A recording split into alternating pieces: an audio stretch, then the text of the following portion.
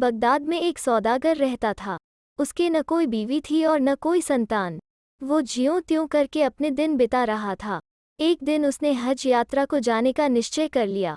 मन में ऐसा निश्चय करके उसने पहले तो अपनी दुकान का माल बेच डाला, बाद में अन्य सामान और अंत में दुकान के भी दाम वसूल कर लिए। इस तरह जो धन उसने इकट्ठा कर लिया उससे उसने हज यात्रा का प्रबंध कर लिया। इतना करने पर भी उसके पास कुछ सोने की मुहरें बच रहीं। अब उसे यह चिंता लगी कि इनका क्या किया जाए। वो इनको सुरक्षित करने के उपाय पर सोच विचार करने लगा तो उसे एक ख्याल आया। उसने इन मुहरों को एक मर्तबान में डाल दिया और ऊपर से ताज़ा जैतून भर दिए। मर्तबान का मुंह ठीक तरह से ढककर उसने मर्तबान उठाया और अपने एक सौदागर मित्र के पास ले गया। उसने उससे कहा, भाई, आप जानते हैं कि मैं हज करने को जा रहा हूँ। मेरे पास जैतूनों का यह मर्तबान बचा हुआ है, क्या आप इसे अपने पास रख लेंगे? मैं जब लौटूंगा तो वापस ले लूंगा। सौदागर ने उत्तर दिया, भाई अली, यह भी कोई पूछने की बात है? तुम यह चाबियां लो और मेरे मालगोदाम में जिस जगह चाहो रख दो। आप जब लौटेंगे तो ज्यों का त्यों वहीं पड़ा मिलेगा। इस पर अली ख्वाजा ने चाबियां ली और अपना मर्तबान उसके मालगोदाम में एक कोने में रख दिया। सौदागर को धन्यवाद देकर वो दूसरे दिन हज यात्रा के लिए रवाना हो गया। दिन बीतते गए, यहाँ तक कि 7 बरस हो गए और अली ख्वाजा वापस न लौटा।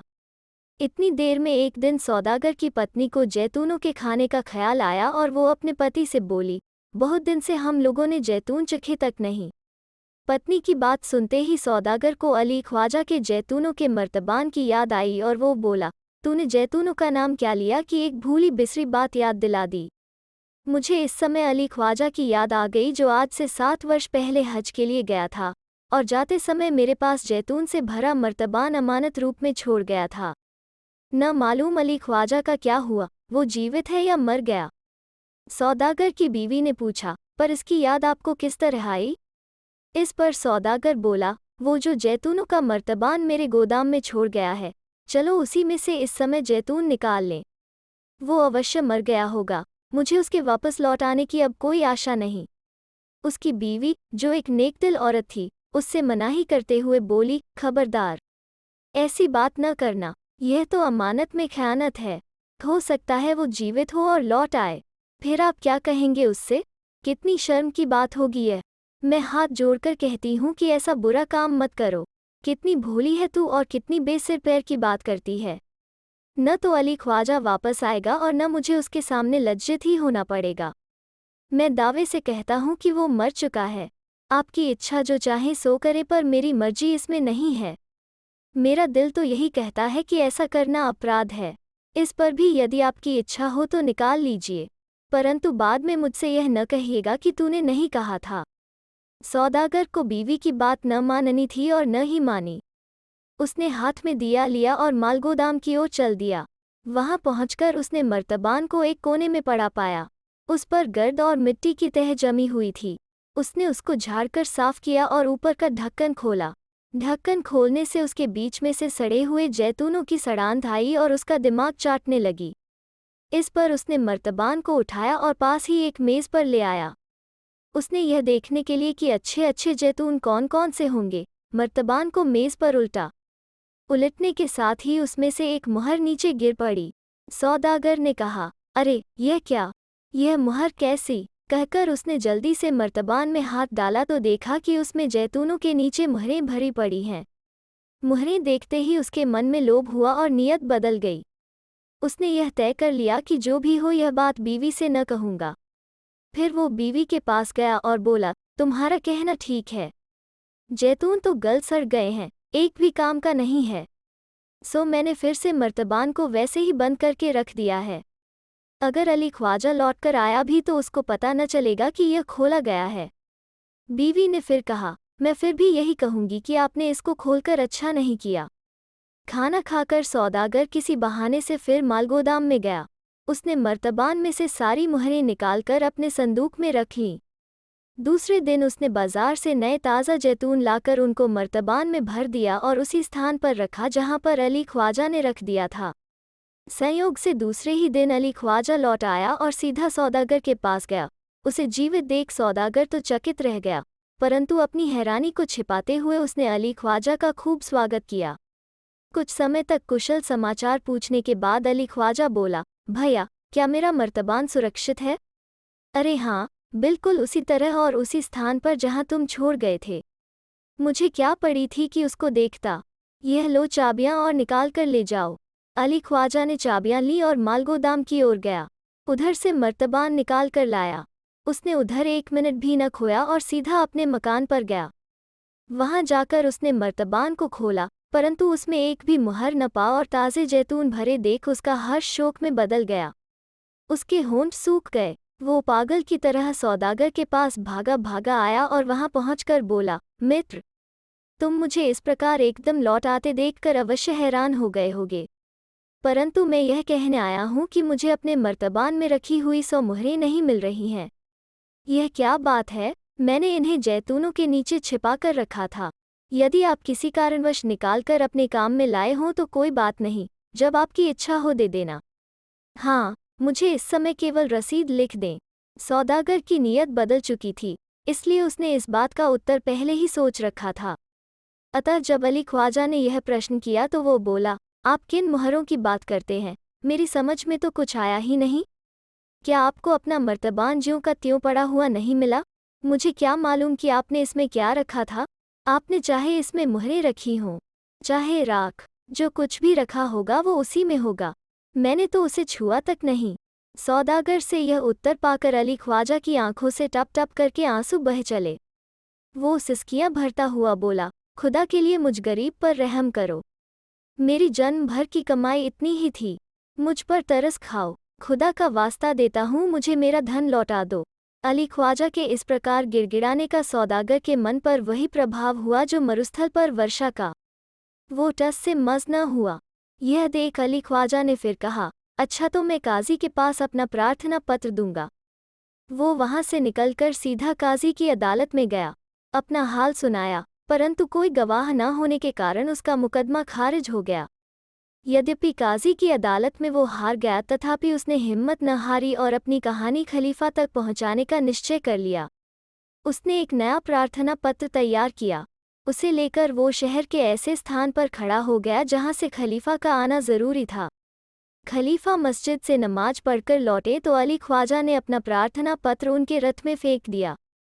खलीफा ने उसे उठाकर रख लिया। महल में पहुंचने पर उसको पढ़ा। एक बार पढ़कर उसको फुर्सत में फिर देखने के लिए रख दिया। खलीफा की आदत थी कि वो रात के समय वेश बदलकर शहर में इस बात का पता करने जाता था कि कोई किसी पर जुल्म तो नहीं करता। इस रात जब खलीफा अपने प्रधानमंत्री सहित गश्त पर निकले तो एक स्थान पर उन्हें कुछ शोर सा सुनाई दिया। वे दोनों उस स्थान के समीप पहुंचे तो एक दरवाजे की आड़ में छिपकर देखने लगे। उस स्थान पर कुछ बालक अपने खेल में लगे थे। इनका खेल देखने के लिए खलीफा वहीं रुक गए और गुप्त रूप से देखने लगे। वहां एक बालक ने कहा, मित्रों, अब काजी का खेल खेलें। मैं काजी बनता हूं और तुम लोग अली ख्वाजा और सौदागर को मेरे पास न्याय के लिए बुलाओ। खलीफा ने यह शब्द सुने तो उन्हें उस प्रार्थना पत्र की याद आई जो उन्हें दिन में प्राप्त हुआ था। अतः उन्होंने वजीर से तब तक वहीं ठहरने के लिए कहा जब तक ये बालक खेल न खत्म कर लें। इसके बाद उन बालकों ने इस नाटक के पात्र भी आपस में ही नियुक्त किए और उनकी अदालत शुरू हुई। काजी बना हुआ बालक गंभीर मुद्रा में पास ही एक बड़े से पत्थर को कुर्सी बनाकर बैठ गया। 2 अफसरों ने बालक अली ख्वाजा और सौदागर को अदालत में हाजिर किया। इस पर बालक काजी ने जबान खोली, सौदागर, तुम्हें इस अभियोग के उत्तर में अपना पक्ष पेश करने की आज्ञा दी जाती है। कहो, तुम्हें क्या कहना है? बालक सौदागर ने उत्तर दिया, सरकार, अली ख्वाजा का अभियोग झूठा है। मुझे मुहरों का पता तक नहीं है। यदि आपका हुक्म हो तो मैं कसम खाने को तैयार हूँ। काजी, नहीं, कसम खाने की आवश्यकता नहीं है। मैं पहले उस मर्तबान को देखना चाहता हूँ। अली ख्वाजा, क्या तुम उसे साथ लाए हो? नहीं, हुजूर। तो लाकर अदालत में पेश करो। बालक अली ख्वाजा चला गया और कुछ ही समय में एक मर्तबान लाकर काजी के सामने रख दिया।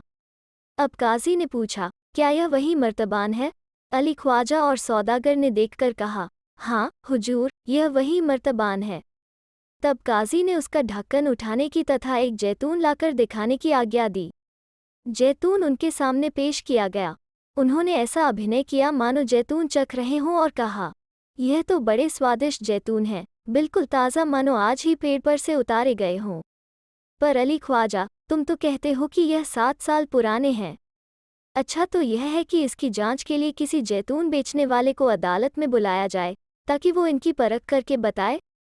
इस पर एक जैतून बेचने वाले को हाजिर किया गया। काजी बने हुए लड़के ने उससे पूछा, सौदागर, जैतूनों की आम आयु क्या होती है? वे कितने समय तक ठीक रखे जा सकते हैं? ठीक ठीक और सोच समझकर दोनों बातें बताओ। सरकार, यह फल केवल 3 वर्ष तक ठीक रखा जा सकता है। इसके बाद यह खाने के काम का नहीं रहता।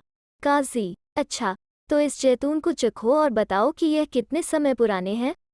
उसने मानो जैतून हाथ में लिया और चखा। फिर कहा, ये तो बिल्कुल ताज़े हैं। मालूम होता है कि इनको रखे अभी 3 महीने से अधिक नहीं हुए।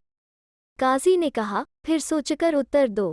भूल न करना, ये दोनों कहते हैं कि यह 7 वर्ष पुराने हैं। इस पर अपराधी सौदागर ने कुछ कहना चाहा, परंतु काजी ने डांटते हुए कहा, जबान बंद करो। एक तो चोर और दूसरे चतुर। सिपाहियों, इसे ले जाओ और फांसी पर लटका दो। यह अपराधी है। उस बालक सौदागर को सिपाही ले गए और झूठ मूठ फांसी दी तो सब बालक खूब तालियां बजा बजाकर खुशियां मनाने लगे। खेल खत्म हो गया। खलीफा और वजीर भी वहां से चल दिए। उन्होंने वजीर से कहा, इस बालक का पता निकालो और कल दरबार में हाजिर करो। सौदागर और अली ख्वाजा को भी उस मर्तबान के साथ पेश करो। एक जैतून बेचने वाले को भी साथ ही हाजिर करो। दूसरे दिन इन सबको दरबार में पेश किया गया। खलीफा ने बालक को अपने पास एक अच्छा स्थान दिया और कहा, बालक, ये हैं अली ख्वाजा और सौदागर। इनका न्याय करो। बालक ने ठीक उसी तरह से न्याय किया जैसे उसने खेल में किया था। सौदागर समझ गया कि वो बच नहीं पाएगा। वो रोने पीटने लगा और दया के लिए प्रार्थना करने लगा, परंतु खलीफा ने डांटकर कहा, इसको ले जाकर फांसी पर लटका दो। सौदागर से पहले मुहरें वसूल की गईं और बाद में उसे फांसी दी गई। बालक की प्रशंसा हुई और खलीफा ने उसको उचित इनाम देकर घर लौटा दिया। इस तरह बालक ने खेल ही खेल में एक कठिन मुकदमा हल कर दिया। तो दोस्तों, कैसी लगी आज की कहानी? अगर अच्छी लगे तो शेयर, लाइक और चैनल को सब्सक्राइब ज़रूर करें। फिर मिलते हैं एक नई कहानी के साथ।